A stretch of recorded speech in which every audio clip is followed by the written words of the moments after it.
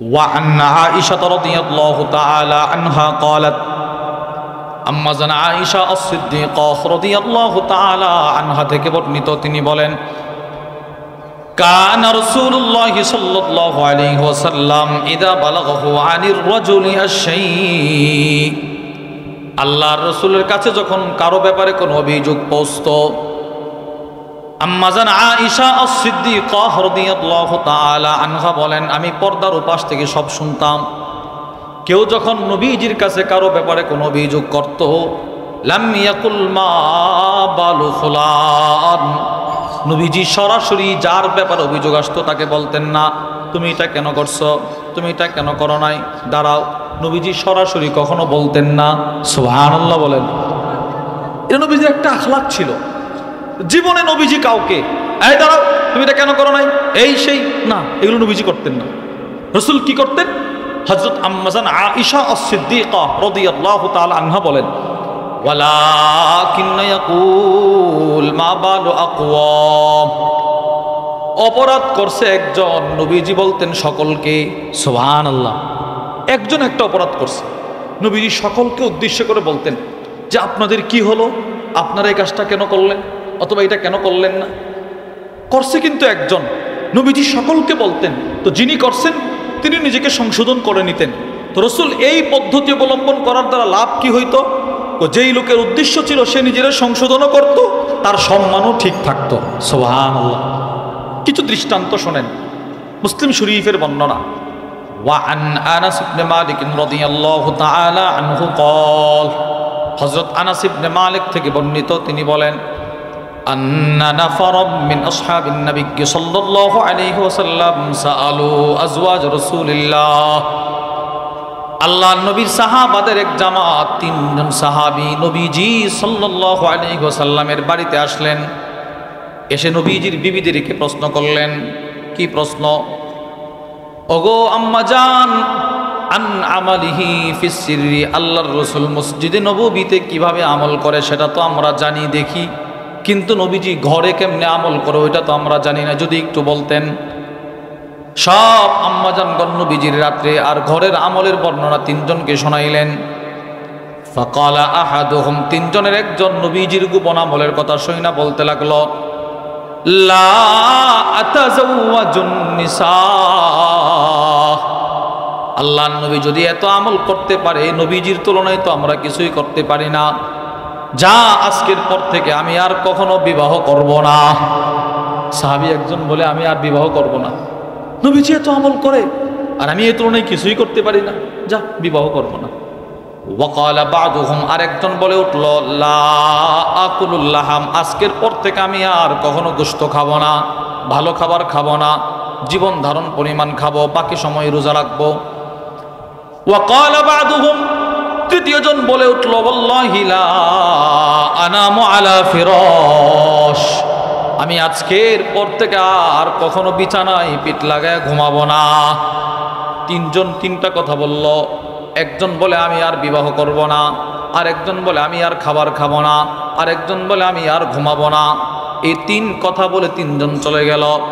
আল্লাহর রাসূল যখন রাত্রে নিজের ঘরে আসলেন তো নিজের বিবিগণ আল্লাহর নবীকে বলেন ওগো নবীজি, আপনার তিনজন সাহাবী আয়েশা আপনার গোপন আমল সম্পর্কে প্রশ্ন করেছিল, আমরা আপনার আমলের কথা বললাম, বলার পর তিনজনের একজন বলতে লাগলো আর কখনো বিবাহ করবে না। কি বলো, তাই নাকি? বলে হ্যাঁ। দ্বিতীয়জন বলে আর কখনো খাবার খাবে না। তৃতীয়জন বলে আর কখনো ঘুমাবে না।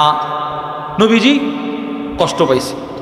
আল্লাহর নবী সাথে সাথে সব সাহাবাদেরকে মসজিদে নববীতে জমা করলেন। আচ্ছা বলেন তো, কোন তিনজন নবীজির বাড়িতে গেছিল এইরকম কথা বলছিল, এই তিনজনকে খুঁজে বের করতে নবীজির কতদিন লাগতো? সময় লাগতো নবীজির? আরে বলেন না, কথা বলেন না।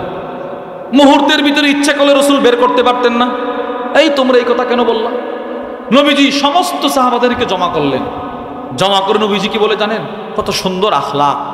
আল্লাহর রাসূল বলেন মা বালু আকওয়াম ইয়াকুলুনা কাদা ওয়া কাদা ওয়া ফি রিওয়ায়া ক্বালু কাদা ওয়া কাদা, আমার সাহাবাদের কি হলো, তারা আমার ঘরে গিয়ে কেউ কেউ এ কথাও বলে, আমি আর কখনো ঘুমাবো না, আমি আর কখনো বিবাহ করব না, আমি আর কখনো খাবার খাবো না। এই কথা তারা কেন বলে? নবীজিটা বলার সাথে সাথে যেই তিনজন এই কথা বলছিল, এরা তিনজন নিজেকে সংশোধন করে নিল। সুবহানাল্লাহ। এরাও সংশোধন করে নিছে, কেউ বুঝেও নাই কে কে গেছিল। দেখছেন, নবীজি ইচ্ছে করলে পারতেন তিনজন দাঁড়াও, তোমরা এরকম এরকম কথা কেন বলছো না, দাঁড় করাইলে মানুষের সামনে এদের সম্মানের আঘাত আসতে পারে, এরা লজ্জা পাইতে পারে। নবীজি এইদিকে বিবেচনা করে এদেরকে দাঁড় করায়নি। দৃষ্টান্ত নম্বর 2, বুখারী শরীফের বর্ণনা। وعن أنس بن مالك رضي الله تعالى عنه قال, হযরত আনাস ইবনে মালিক থেকে বর্ণিত, তিনি বলেন, আন্না রাসূলুল্লাহি সাল্লাল্লাহু আলাইহি ওয়াসাল্লাম ইদা সাল্লাহ, আল্লাহর নবী একদিন এক নামাজের ইমামতি করলেন, নামাজ পড়লেন। আল্লাহর রাসূল নামাজ পড়ার পর নবীজি প্রশ্ন করলেন, নবীজি সাহাবাদের দিকে ঘুরে বসলেন, বসে বলতে লাগলেন, মা বালু আকওয়াম ইয়ারফাউনা আবসারহুম ইলাস সামাই ফি সালাতিহিম, আমার সাহাবা তোমাদের কি হলো, তোমরা নামাজের সময় আকাশের দিকে কেন তাকাও? আরে আমার কি অনেক সাহাবী আছে তারা নামাজের সময় আকাশের দিকে তাকায়, মানুষের কি হলো, তারা নামাজের সময় আকাশের দিকে কেন তাকায়?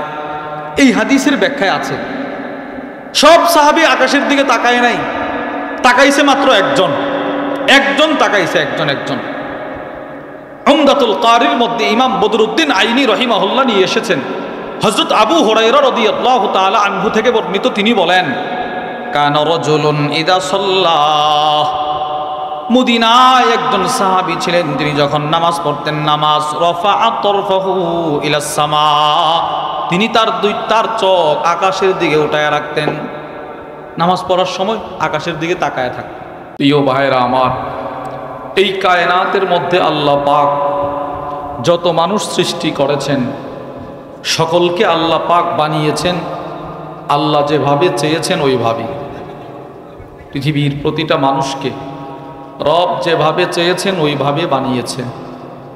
আর আমাদের নবীজি সাল্লাল্লাহু আলাইহি ওয়াসাল্লামের ব্যাপারে সাহাবী হযরত হাসান ইবনে সাবিত রাদিয়াল্লাহু তাআলা আনহু বলেন, ওগো আল্লাহর নবী, আপনি এত সুন্দর, চতুর্দিক থেকে আপনার এত গুণাবলী, যা আপনাকে দেখলে মনে হয় আপনি যেভাবে চেয়েছেন আল্লাহ যেন আপনাকে ওইভাবে বানিয়েছে।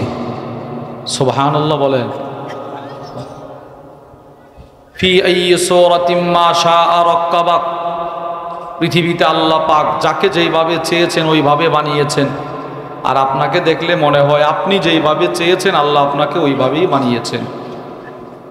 এজন্যে আল্লামা আব্দুল ফাত্তাহ আবু গুদ্দা রহিমাহুল্লাহ তার বিখ্যাত কিতাব সফহাত মিন সাবরিল উলামা আলা শাদাইদিল ইলমি ওয়াত তাহসিল, ওই কিতাবের মধ্যে লেখেন, মা জামা আল্লাহুল খায়রা কুল্লাহু লি আহাদ ইল্লা লিন নবী সাল্লাল্লাহু আলাইহি ওয়াসাল্লাম, আকাশের যত শ্রেষ্ঠত্ব, জমিনের যত শ্রেষ্ঠত্ব, সবগুলো শ্রেষ্ঠত্ব একসাথে আল্লাহ পাক পৃথিবীর কোনো নবীকে দেয় নাই, শুধুই মাত্র আমার নবীকে সবগুলো একসাথে দিয়ে দিয়েছেন, শুধু আমার নবীকে দিয়েছেন।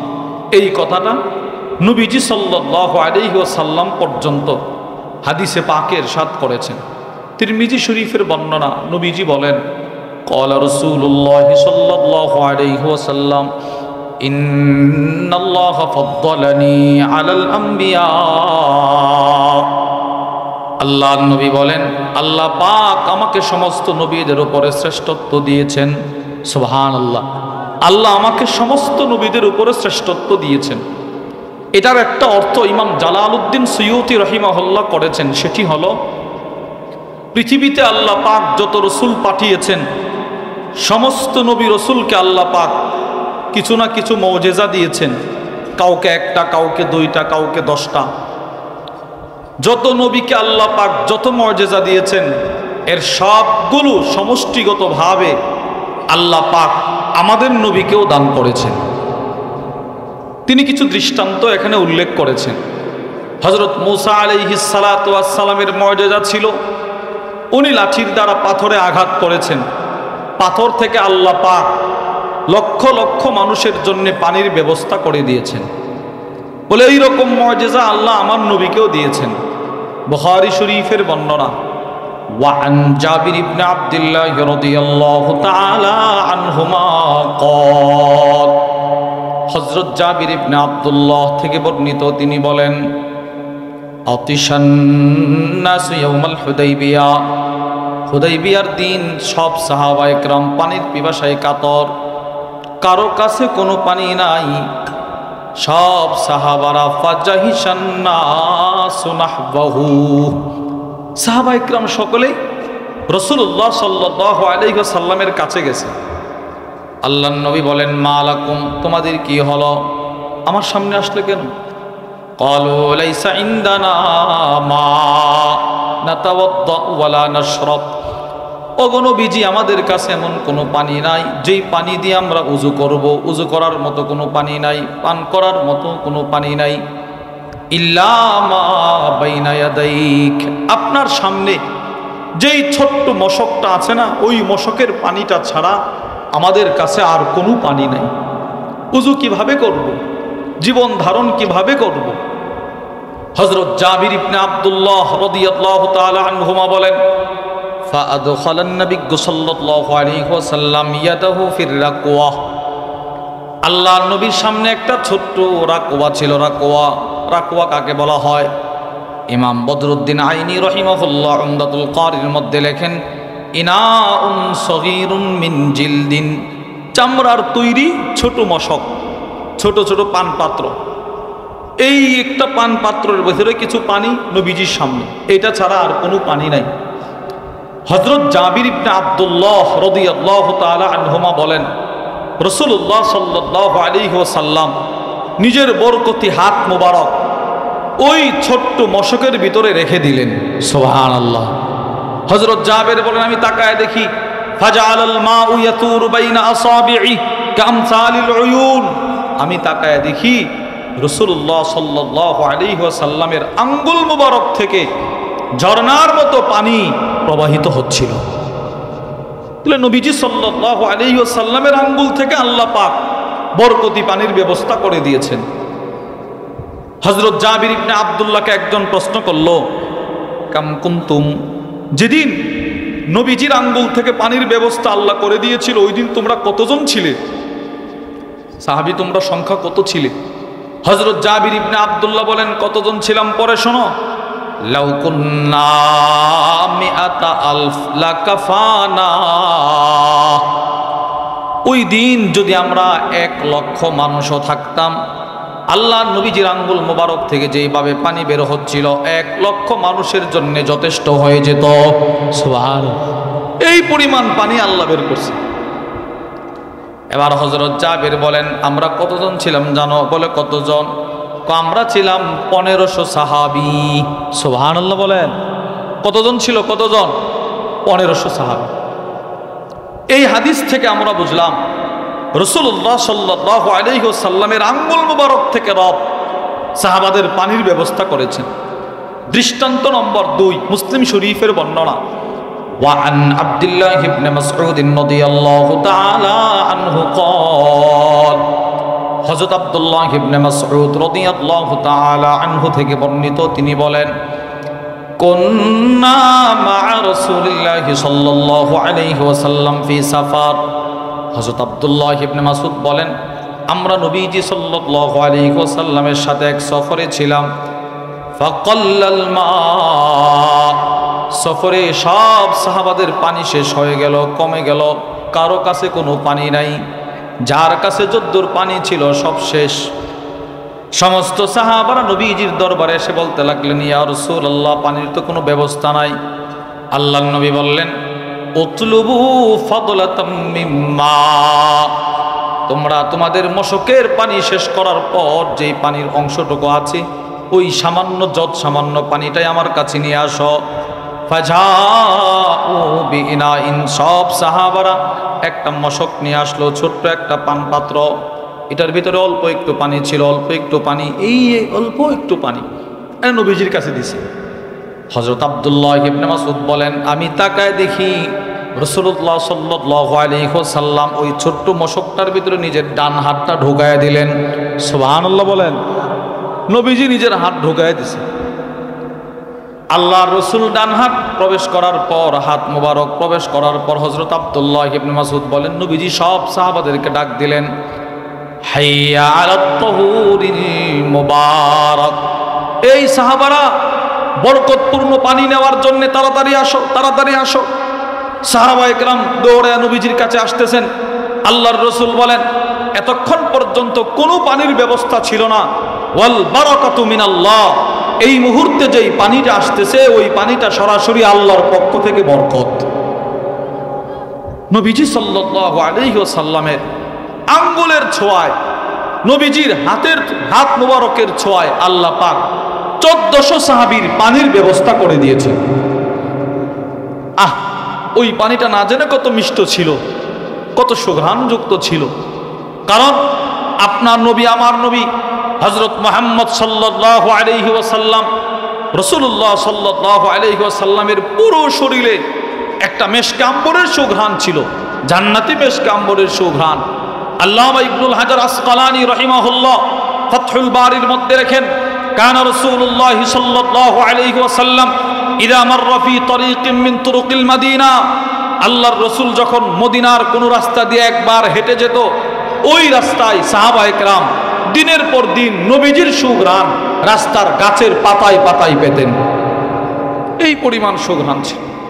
ওই নবীজির আঙ্গুল থেকে আল্লাহ পাক সাহাবাদের পানির ব্যবস্থা করেছে। প্রিয় ভাইয়েরা আমার, আমি আপনাদেরকে যে বিষয়টা বুঝাইতে চাইলাম, আল্লাহর রাসূল কায়নাতের মধ্যে সর্বশ্রেষ্ঠ, এতে কোনো সন্দেহ নাই। আল্লাহ পাক ওনাকে শ্রেষ্ঠত্বের মুকুট দিয়ে পৃথিবীতে পাঠিয়েছেন। তো রাসূলুল্লাহ সাল্লাল্লাহু আলাইহি ওয়াসাল্লামের জীবনে বহু ঘটনা এরকম ঘটেছে, যেই ঘটনাগুলোর ভিতরে আমাদের করণীয় কিছু নাই, বর্ণনার জন্য আছে, স্মরণীয় আছে, ওইগুলো স্মরণ করতে হবে, ওইগুলো বর্ণনা করতে হবে। এর দ্বারা নবীজির প্রেম, রাসূলের ইশক আমাদের অন্তরে বদ্ধমূল হবে। কিন্তু আমি নবীজির জীবনী থেকে করবটা কি, এটাই আল্লাহ পাক আমার তিলাওয়াতকৃত আয়াতের মধ্যে বলতেছেন। বিসমিল্লাহির রহমানির রহিম, ওমা আতাকুমুর রাসূলু ফাখুযুহু। আল্লাহ রাব্বুল আলামিন বলেন, পৃথিবীর মানুষ, আমার দোস্ত তোমাদের কাছে যা যা নিয়ে আসছে তোমরা সেগুলো গ্রহণ করো। ওয়ামা নাহাকুম আনহু ফান্তাহু, আমার দোস্ত তোমাদেরকে যা থেকে নিষেধ করেছে তোমরা সেগুলো থেকে বিরত থাকো। রাসূল যা যা করেছেন, উম্মতকে যা যা করতে বলেছেন ওইগুলো করা। রাসূলুল্লাহ সাল্লাল্লাহু আলাইহি ওয়াসাল্লাম যেগুলো থেকে নিজে বিরত থেকেছেন, উম্মতকে বিরত রেখেছেন, ওইগুলো থেকে বিরত থাকা। নবীজি সাল্লাল্লাহু আলাইহি ওয়াসাল্লামের জীবনের প্রতিটা সেক্টরে সেক্টরে নবীজি যা করেছেন, উম্মতকে যা করতে বলেছেন, সাহাবায়ে কেরাম সেগুলোই করত।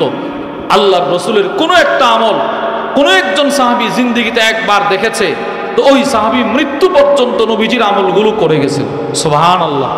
কখনো কখনো সাহাবায়ে কেরাম রাসূলুল্লাহ সাল্লাল্লাহু আলাইহি ওয়াসাল্লামের তাহাজ্জুদ নামাজের দৃশ্য দেখার জন্য নবীজির ঘরে ঘুমাইতেন। বুখারীর বর্ণনা, হযরত আব্দুল্লাহ ইবনে আব্বাস রাদিয়াল্লাহু তাআলা আনহুমা তিনি বলেন, আমি বহু রাত রাসূলুল্লাহ সাল্লাল্লাহু আলাইহি ওয়াসাল্লামের ঘরে ঘুমিয়েছি আমার নবীজির রাতের নামাজের দৃশ্যটা দেখার জন্য। সুবহানাল্লাহ বলেন।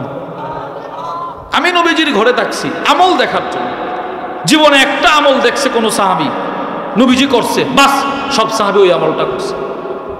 একটা দৃষ্টান্ত শুনুন, মুসলিম শরীফের বর্ণনা, ওয়ান আব্দুল্লাহ ইবনে উমর রাদিয়াল্লাহু তাআলা আনহুমা ক্বাল, হযরত আব্দুল্লাহ ইবনে উমর থেকে বর্ণিত, তিনি বলেন, বাইনামা নাহনু নুসাল্লি মা রাসূলিল্লাহি সাল্লাল্লাহু আলাইহি ওয়াসাল্লাম, হযরত আব্দুল্লাহ ইবনে উমর বলেন, একদিন আমি নবীজির সাথে আমরা নামাজ পড়তেছিলাম। কোনো একটা নামাজের ইমাম হলেন নবীজি, আমরা মুক্তাদি মুসল্লি, আমরা নামাজ পড়তেছিলাম।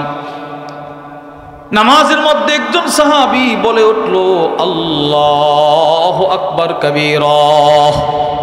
বলেন তো সাহাবী কি বলছে? সবাই বলেন, বলেন আল্লাহু আকবার কবীরা ওয়ালহামদুলিল্লাহি কাসীরা ওয়া সুবহানাল্লাহি বুকরাতাও ওয়া আসীলা। এই তিনটা কালিমা একজন সাহাবী বলছে। হযরত আব্দুল্লাহ ইবনে ওমর বলেন, সাথে সাথে নবীজি নামাজ শেষ করার পর প্রশ্ন করলেন, মানিল কাইলু কালিমাতা কাযা ওয়া কাযা। কে তুমি নামাজের মধ্যেই কালিমাগুলো পড়ছো? একটু দাঁড়াও তো, কে পড়ছো তুমি? তো ওই সাহাবী ঘাবড়ায় গেছে। রাসূলুল্লাহ সাল্লাল্লাহু আলাইহি সাল্লাম না জানি আবার ধমক টমক দেই কিনা। কিন্তু ওই সাহাবী এটাও বিশ্বাস করতেন যে আমার নবীজির একটা চরিত্র আখলাক ছিল, নবীজি জনসম্মুখে কাউকে সংশোধন করার নিমিত্তে দাঁড় করায়া কাউকে রাসূল লজ্জা দিতেন না। সুবহানাল্লাহ বলেন। নবীজি কেউ কোনো অপরাধ করলে, কারো কাছ থেকে কোনো কিছু ত্রুটি প্রকাশ পাইলে নবীজি মজমার ভিতরে তারা দাঁড় করাইতেন না, নবীজি গোপন রাখতেন। সকলকে উদ্দেশ্য করে নবীজি বলতেন, ওই লোক সংশোধন হয়ে যেত। রাসূল যে কাউকে ডাইরেক্ট দাঁড় করায় অপমান করতেন না, তার দৃষ্টান্ত বুখারী শরীফের বর্ণনা। ওয়া আন্না আয়েশা রাদিয়াল্লাহু তাআলা আনহা ক্বালাত, আম্মা জানা আয়েশা আস-সিদ্দিকা রাদিয়াল্লাহু তাআলা আনহা থেকে বর্ণিত, তিনি বলেন, কানা রাসূলুল্লাহ সাল্লাল্লাহু আলাইহি ওয়াসাল্লাম ইযা বালাগাহু আনির রাজুলি আশ-শাই। আল্লাহর রাসূলের কাছে যখন কারো ব্যাপারে কোনো অভিযোগ পৌঁছতো, আম্মা জান আয়েশা আস-সিদ্দিকা রাদিয়াল্লাহু তাআলা আনহা বলেন, আমি পর্দার ওপাশ থেকে সব শুনতাম। কেউ যখন নবীজির কাছে কারো ব্যাপারে কোনো অভিযোগ করত, লাম ইয়াকুল মা বালু ফুলান, নবীজি সরাসরি যার ব্যাপারে অভিযোগ আসতো তাকে বলতেন না, তুমি এটা কেন করছো, তুমি এটা কেন করো নাই, দাঁড়াও। নবীজি সরাসরি কখনো বলতেন না। সুবহানাল্লাহ বলেন। এটা নবীজির একটা আখলাক ছিল। জীবনে নবীজি কাউকে এই দাঁড়াও তুমি এটা কেন করো নাই, এই সেই না, এগুলো নবীজি করতেন না। রাসূল কি করতেন? হযরত আম্মা জান আয়েশা আস-সিদ্দিকা রাদিয়াল্লাহু তাআলা আনহা বলেন, ওয়ালাকিন ইয়াকুল মা বালু আকওয়াম, অপরাধ করছে একজন, নবীজি বলতেন সকলকে। সুবহানাল্লাহ। একজন একটা অপরাধ করছে, নবীজি সকলকে উদ্দেশ্য করে বলতেন যে আপনাদের কি হলো, আপনারা এই কাজটা কেন করলেন, অথবা এটা কেন করলেন না। করছে কিন্তু একজন, নবীজি সকলকে বলতেন। তো যিনি করছেন তিনি নিজেকে সংশোধন করে নিতেন। তো রাসূল এই পদ্ধতি অবলম্বন করার দ্বারা লাভ কি হইতো? যেই লোকের উদ্দেশ্য ছিল সে নিজেরা সংশোধনও করত, তার সম্মানও ঠিক থাকতো। সুবহানাল্লাহ। কিছু দৃষ্টান্ত শোনেন, মুসলিম শরীফের বর্ণনা। ওয়া আন আনাস ইবনে মালিক রাদিয়াল্লাহু তাআলা আনহু ক্বাল, হযরত আনাস ইবনে মালিক থেকে বর্ণিত, তিনি বলেন, আন্না নাফারাম মিন আসহাবিন নবী সাল্লাল্লাহু আলাইহি ওয়াসাল্লাম সাআলু আজওয়াজ রাসূলিল্লাহ। আল্লাহর নবীর সাহাবাদের এক জামাত, তিনজন সাহাবী নবীজি সাল্লাল্লাহু আলাইহি ওয়াসাল্লামের বাড়িতে আসলেন। এসে নবীজির বিবিদেরকে প্রশ্ন করলেন। কি প্রশ্ন? ওগো আম্মাজান, আন আমালিহি ফিস সিররি, আল্লাহর রাসূল মসজিদে নববীতে কিভাবে আমল করে সেটা তো আমরা জানি দেখি, কিন্তু নবীজি ঘরে কেমনে আমল করে ওইটা তো আমরা জানি না, যদি একটু বলতেন। সব আম্মাজানগণ নবীজির রাত্রে আর ঘরের আমলের বর্ণনা তিনজনকে শোনাইলেন। ফাকালা আহাদুহুম, তিনজনের একজন নবীজির গোপন আমলের কথা শুনে বলতে লাগলো, লা আতাযাওয়াজুন নিসা। আল্লাহর নবী যদি এত আমল করতে পারে, নবীজির তুলনায় তো আমরা কিছুই করতে পারি না। যা আজকের পর থেকে আমি আর কখনো বিবাহ করব না। সাহাবী একজন বলে, আমি আর বিবাহ করব না, নবীজি এত আমল করে আর আমি এই তুলনায় কিছুই করতে পারি না, যা বিবাহ করব না। ওয়াকালা বাদুহুম, আরেকজন বলে উঠল, লা আকুলুল লাহাম, আজকের পর থেকে আমি আর কখনো গোশত খাবো না, ভালো খাবার খাবো না, জীবন ধারণ পরিমাণ খাবো, বাকি সময় রোজা রাখবো। ওয়াকালা বাদুহুম, তৃতীয়জন বলে উঠল, ওয়াল্লাহি লা আনামু আলা ফিরাশ, আমি আজকের পর থেকে আর কখনো বিছানায় পিঠ লাগায় ঘুমাবো না। তিনজন তিনটা কথা বলল। একজন বলে আমি আর বিবাহ করব না, আর একজন বলে আমি আর খাবার খাবো না, আর একজন বলে আমি আর ঘুমাবো না। এই তিন কথা বলে তিনজন চলে গেল। আল্লাহর রাসূল যখন রাত্রে নিজের ঘরে আসলেন, তো নিজের বিবিগণ আল্লাহর নবীকে বলেন, ওগো নবীজি, আপনার তিনজন সাহাবী আয়েশা আপনার গোপন আমল সম্পর্কে প্রশ্ন করেছিল, আমরা আপনার আমলের কথা বললাম। বলার পর তিনজনের একজন বলতে লাগলো আর কখনো বিবাহ করবে না। কি বলো, তাই নাকি? বলে হ্যাঁ। দ্বিতীয়জন বলে আর কখনো খাবার খাবে না। তৃতীয়জন বলে আর কখনো ঘুমাবে না। নবীজি কষ্ট পাইছে। আল্লাহর নবী সাথে সাথে সব সাহাবাদেরকে মসজিদে নববীতে জমা করলেন। আচ্ছা বলেন তো, কোন তিনজন নবীজির বাড়িতে গেছিল, এইরকম কথা বলছিল? এই তিনজনকে খুঁজে বের করতে নবীজির কতদিন লাগতো? সময় লাগতো নবীজির? আরে বলেন না, কথা বলেন না। মুহূর্তের ভিতরে ইচ্ছা করলে রসুল বের করতে পারতেন না? এই তোমরা এই কথা কেন বললা? নবীজি সমস্ত সাহাবাদেরকে জমা করলেন। জমা করে নবীজি কি বলে জানেন? কত সুন্দর আখলাক। আল্লাহর রসুল বলেন, মা বালু আকওয়াম ইয়াকুলুনা কাদা ওয়া কাদা ওয়া ফি রিওয়ায়া ক্বালু কাদা ওয়া কাদা। আমার সাহাবাদের কি হলো, তারা আমার ঘরে গিয়ে কেউ কেউ এ কথাও বলে, আমি আর কখনো ঘুমাবো না, আমি আর কখনো বিবাহ করব না, আমি আর কখনো খাবার খাবো না। এই কথা তারা কেন বলে? নবীজিটা বলার সাথে সাথে যেই তিনজন এই কথা বলছিল, এরা তিনজন নিজেকে সংশোধন করে নিল। সুবহানাল্লাহ। এরাও সংশোধন করে নিছে, কেউ বুঝেও নাই কে কে গেছিল। দেখছেন, নবীজি ইচ্ছে করলে পারতেন, তিনজন দাঁড়াও, তোমরা এরকম কথা কেন বলছো না? দাঁড় করাইলে মানুষের সামনে এদের সম্মানের আঘাত আসতে পারে, এরা লজ্জা পাইতে পারে। নবীজি এইদিকে বিবেচনা করে এদেরকে দাঁড় করায় না। দৃষ্টান্ত নম্বর 2, বুখারী শরীফের বর্ণনা। وعن أنس بن مالك رضي الله تعالى عنه قال, হযরত আনাস ইবনে মালিক থেকে বর্ণিত, তিনি বলেন, আন্না রাসূলুল্লাহি সাল্লাল্লাহু আলাইহি ওয়াসাল্লাম ইদা সাল্লাহ, আল্লাহর নবী একদিন এক নামাজের ইমামতি করলেন, নামাজ পড়লেন। আল্লাহর রাসূল নামাজ পড়ার পর নবীজি প্রশ্ন করলেন, নবীজি সাহাবাদের দিকে ঘুরে বসলেন, বসে বলতে লাগলেন, মা বালু আকওয়াম ইয়ারফাউনা আবসারহুম ইলাস সামাই ফি সালাতিহিম। আমার সাহাবা, তোমাদের কি হলো? তোমরা নামাজের সময় আকাশের দিকে কেন তাকাও? আরে আমার কি অনেক সাহাবী আছে যারা নামাজের সময় আকাশের দিকে তাকায়। মানুষের কি হলো, তারা নামাজের সময় আকাশের দিকে কেন তাকায়? এই হাদিসের ব্যাখ্যায় আছে, সব সাহাবী আকাশের দিকে তাকায় নাই, তাকাইছে মাত্র একজন তাকাইছে, একজন। উমদাতুল কারির মধ্যে ইমাম বদরুদ্দিন আইনি রহিমাহুল্লাহ নিয়ে এসেছেন, হযরত আবু হুরায়রা রাদিয়াল্লাহু তাআলা আনহু থেকে বর্ণিত, তিনি বলেন, কানা রাজুলুন ইদা সাল্লাহ, মদিনায় একজন সাহাবী ছিলেন, তিনি যখন নামাজ পড়তেন, নামাজ রাফাআ তারফাহু ইলাস সামা, তিনি তার চোখ আকাশের দিকে উঠায় রাখতেন। নামাজ পড়ার সময় আকাশের দিকে তাকায় থাকতেন। আল্লাহর রাসূল একদিন মসজিদে ঢুকতেছেন, তাকে দেখলেন।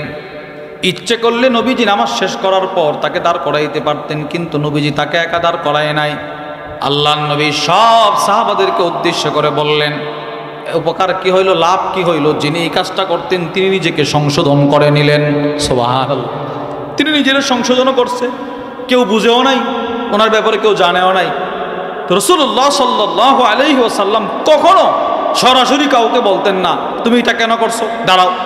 তো ওই আব্দুল্লাহ ইবনে উমর রাদিয়াল্লাহু আনহুমা বলেন, এক সাহাবী নামাজের মাঝখানে 3টা কালিমা পড়ছে, আল্লাহু আকবার কাবীরা। বলেন সবাই বলেন আল্লাহু আকবার কাবীরা ওয়ালহামদুলিল্লাহি কাসীরা ওয়া সুবহানাল্লাহি বুকরাতাও ওয়া আসীলা। একটা কিতাব আছে, সামিরুল মুমিনিন একটা কিতাব আছে।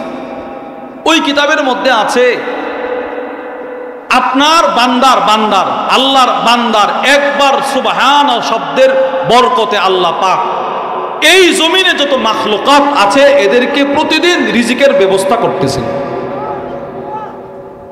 যত সমুদ্র, যত খাল, নদী নালা আছে, প্রত্যেকটা নদীতে, সমুদ্রে, সাগরে যত মাছ, প্রত্যেকটা মাছের রিজিকের ব্যবস্থা আল্লাহ পাক আজকে যারা ফজর পড়ছে, ফজরের সময় যেই বান্দা পড়ছে সুবহান রব্বিয়াল আ'লা, সুবহান রব্বিয়াল আযীম, সুবহানাকাল্লাহুম্মা তো বান্দার এই সুবহান শব্দের বরকতে আল্লাহ পাক আজকেও মাছগুলোর রিজিকের ব্যবস্থা করছে, পাখিগুলোর রিজিকের ব্যবস্থা করছে। হাদিসে পাকে আছে, রাসূলুল্লাহ সাল্লাল্লাহু আলাইহি সাল্লাম বলেন, পাখিরা সকালবেলা খালি পেটে উড়ে উড়ে বিভিন্ন জায়গায় বসে, নদী নালার বিলের পাশে বসে, আবার আসরের সময় পেট পরিপূর্ণ, পেট ভরে আবার বাসায় চলে আসে। ওই পাখিগুলোর খাবারের রিজিকের ব্যবস্থা আল্লাহ পাক আপনার এই তাসবির বরকতে করতেছে। এইগুলো আমরা পড়ি না। সাহাবী এই তিনটা পড়ছে। নবীজি প্রশ্ন করলেন, কে পড়ছে একটু দাঁড়াও। তো ওই সাহাবী প্রথমে কিছুটা ভয় পাইল, পরে দাঁড়াই গেছে। ওই দাঁড়াইছে কেন? যে নবীজি তো শাসন করলে আমাকে সকলের সামনে দাঁড়াইতে বলতেন না, তিনি দাঁড়াইছে। আল্লাহর রাসূল বলেন, আজিবতুলাহা, সাহাবী তুমি যে এই কালেমাগুলো পড়ছো, তোমার এই কালেমার সওয়াবের কথা শুনি না। আল্লাহর নবী বলেন, জিবরিলের কাছ থেকে তার বর্ণনা শোনার পর আমি রাসূল নিজে আশ্চর্য হয়ে গেলাম। সে কি পড়ল এগুলো? অর্থাৎ কি হইল? আল্লাহর রাসূল বলেন, ফুতিহাত লাহা আবওয়াবুস সামা। সাহাবী, তোমার তিন কালিমা যখন তুমি জবান থেকে উচ্চারণ করেছো, তোমার তিন কালিমার বরকতে আল্লাহ পাক ফেরেশতারা এইভাবে নেক নেওয়ার জন্য দৌড়াদৌড়ি শুরু করে দিল। আল্লাহ আকাশের সবগুলো দরজা খুলে দিয়েছেন। সুবহান, বলেন আল্লাহু আকবার কাবীরা ওয়ালহামদুলিল্লাহি কাসীরা ওয়া সুবহানাল্লাহি বুকরাতাও ওয়া আসীলা। আচ্ছা, এই তিনটা এত বেশি হয় তো এই আমাদের দারুস সালাম দোয়াখানি মাদ্রাসায় যে সমস্ত ভাইয়েরা আল্লাহর স্বয়ং কোরআন তেলাওয়াত করে, তার প্রত্যেকটা পৃষ্ঠার প্রতিটা আয়াতের দাম তাহলে রবের কাছে কেমন বলেন? কম না বেশি? আরে বলেন না, কম না বেশি? আল্লাহু আকবার। একটা কিতাব আছে আল্লামা ইমাম ইবনুল কাইয়্যিম রাহিমাহুল্লাহর বিখ্যাত কিতাব রাউদাতুল মুহিব্বিন ওয়া নুজহাতুল মুশতাকিন। ওই কিতাবের একদম ভূমিকায় নিয়ে আসছে আমাদের মাদ্রাসার একজন নূরানি তালিবুল ইলম, যার সিনাই শুধু কায়দার এলেমটা ঢুকছে, সিবারার এলেম ঢুকছে, শুধুই মাত্র সূরাতুল ফাতিহার এলেম শিখছে। ওই ছোট্ট বাচ্চাটার সিনার এলেমকে যদি একটা লাউ সুবিরাল ইলমু সূরা, যদি একটা আকৃতি ধারণ করা যেত, ওই আকৃতিটা কতটা সুন্দর হইতো জানো? বলে কতটা সুন্দর। আল্লামা ইমাম ইবনে কাইয়্যিম আল জাওজিয়্যা রাহিমাহুল্লাহ বলেন, আকাশে যতগুলো তারকা আছে, আকাশে যতগুলো চাঁদ আছে, আকাশে যতগুলো সূর্য আছে, সবগুলো যদি এক জায়গায় একত্রিত করা হয় তো যেই পরিমাণ সুন্দর হবে, এই মাদ্রাসার নূরানি ছাত্রটার সিনার এলেম এর চাইতে বেশি সুন্দর, এর চেয়ে বেশি সুন্দর। সফওয়াতুল আখবার ওয়া মুলতাকাল আসার একটা কিতাব, ওই কিতাবের ভূমিকার মধ্যে আসছে আমাদের মাদ্রাসার প্রারম্ভিক এলেম যেই ছেলেটা অর্জন করেছে, তার এলেম যদি আকৃতি ধারণ করে এই পৃথিবীর মধ্যে রেখে দেওয়া হতো, অন্ধকার রাত্রির ভিতরেও যদি একজন তালিবুল এলেমের সিনার এলেমকে আকৃতি ধারণ করা যেত তো গোটা পৃথিবীর অন্ধকার কেটে আলোয় দিনের আলোর মতো হয়ে যেত। এত দামি একজন তালিবুল ইলম, এত দামি। এই তিনটা বাক্য তাসবিহ আল্লাহু আকবার কাবীরা ওয়ালহামদুলিল্লাহি কাসীরা ওয়া সুবহানাল্লাহি বুকরাতাও ওয়া আসীলা, এই তিন কালিমার দাম এত বেশি হইলে কোরআনের দাম কেমন বলেন? যেই ছেলেরা কোরআন হেফজ করে, যেই সমস্ত ছাত্র ভাইয়েরা কোরআনকে নিজের অন্তরে জায়গা দিতেছে, হাসরের ময়দানে এদের দামটা কেমন হবে?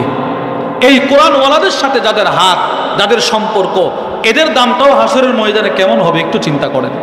আল্লামা ইমাম ইবনুল কাইয়্যিম রাহিমাহুল্লাহ মিফতাহু দারিস সাআদা ওই কিতাবের মধ্যে লেখেন, ইন্না সাহিবাল ইলম ইদা মাতা, একজন ইলমওয়ালা, একজন কোরআনওয়ালা, একজন ইলমে নববী যারা অর্জন করে, এরা যখন দুনিয়া ছেড়ে চলে যায়, অন্ধকার কবরের যখন পথের পথিক হয়ে যায়, তখন তার ইলম কবরে তার সাথী হয়ে যায়, সাথী।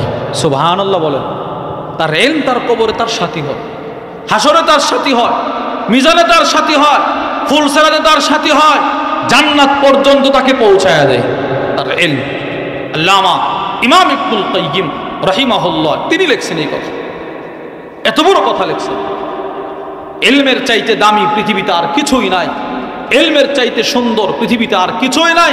যদি দেখা যেত, যদি দেখা যেত। আবু জাফর আল্লামা আবু জাফর ইয়াজিদ ইবনুল কাকা আল মাদিনী রাহিমাহুল্লাহ, আল্লামা ইবনুল জাযারি রাহিমাহুল্লাহর বিখ্যাত কিতাব গায়াতুন নিহায়া ফি তাবাকাতিল কুররা, ওই কিতাবের মধ্যে নিয়ে আসছেন ইলমুল কিরাতের অনেক বড় একজন ইমাম ছিলেন আল্লামা আবু জাফর ইয়াজিদ ইবনুল কাকা আল মাদিনী, অনেক বড় ইমাম ছিলেন। ওনার যখন ইন্তেকাল হয়ে গেল, ওনার ভক্তবৃন্দ, ওনার ছাত্ররা, ওনাকে যারা ভালোবাসতো তারা ওনার জানাজা পড়তে আসছে। জানাজা পড়ার সময় প্রত্যেকেই দেখছে ওনার এই কণ্ঠনালী থেকে সিনা পর্যন্ত স্বচ্ছ দুধের মতো কোরআনের পৃষ্ঠা ভেসে উঠছে। ফালা শাক্কা মিম্মান হাদারা আন্নাহু নূরুল কোরআন। ওই দিন ওনার এই স্বচ্ছ দুধের সিনারি দেখা, চিত্র দেখা উপস্থিত যারা তার জানাজায় উপস্থিত হয়েছিল সকলে এক বাক্যে বলেছিল, এটা পৃথিবীর কোনো দৃশ্য নয়, এটা সরাসরি কোরআনের নূর। নূর, সুবহানাল্লাহ। ইলমের চাইতে দামি বস্তু পৃথিবীতে নাই। হযরত আব্দুল্লাহ ইবনে উমর রাদিয়াল্লাহু তাআলা আনহুমা বলেন, এই তিনটা কালিমার ফজিলত রাসূলুল্লাহ সাল্লাল্লাহু আলাইহি ওয়াসাল্লাম যখন আমাদের সামনে বললেন, নবীজি বলছেন এই তিন কালিমার এই ফজিলত, সাথে সাথে হযরত আব্দুল্লাহ ইবনে ওমর বলেন, আমি এই তিন কালিমার ফজিলত শোনার পর থেকে মৃত্যু পর্যন্ত, মানে আজকে পর্যন্ত, যেদিন তিনি এই কথাটা বলেছেন তিনি বলেন এই আজকে পর্যন্ত আমি এই তিন কালিমার আমল কখনো ছাড়ি নাই। সুবহানাল্লাহ। প্রতিদিন এই আমলটা করছে। ওই মা আতাকুমুর রাসূল ফাখুযু, রাসূলুল্লাহ সাল্লাল্লাহু আলাইহি ওয়াসাল্লাম যে আমলগুলো করেছেন, উম্মতকে যে আমলগুলো করতে বলেছেন, হযরত সাহাবায়ে কেরাম রিদওয়ানুল্লাহি তাআলা আলাইহিম আজমাইন ওনারাও সেগুলো করেছেন। দৃষ্টান্ত নম্বর 2, মুসলিম শরীফের বর্ণনা, ওয়া আন আলী ইবনে আবি তালিব রাদিয়াল্লাহু তাআলা আনহু قال, হযরত আলী ইবনে আবি তালিব রাদিয়াল্লাহু তাআলা আনহু থেকে বর্ণিত, তিনি বলেন, আন্না ফাতিমা আতাতিন নবী সাল্লাল্লাহু আলাইহি ওয়াসাল্লাম তাসআলুহু খাদিমা। আম্মা জান হযরত আয়েশা সিদ্দিকা রাদিয়াল্লাহু তাআলা আনহার কাছে হযরত ফাতেমা রাদিয়াল্লাহু তাআলা আনহা আসলেন এক বর্ণনায়। আরেক বর্ণনায় আছে স্বয়ং নবীজির দরবারে আসলেন, কিন্তু নবীজি সাল্লাল্লাহু আলাইহি সাল্লামের মজমায় কিছু সাহাবী ছিলেন। হযরত ফাতেমা রাদিয়াল্লাহু তাআলা আনহার আব্বার কাছে সরাসরি কিছু বলতে পারে নাই, একটা দরখাস্ত করে আসছে। কি দরখাস্ত?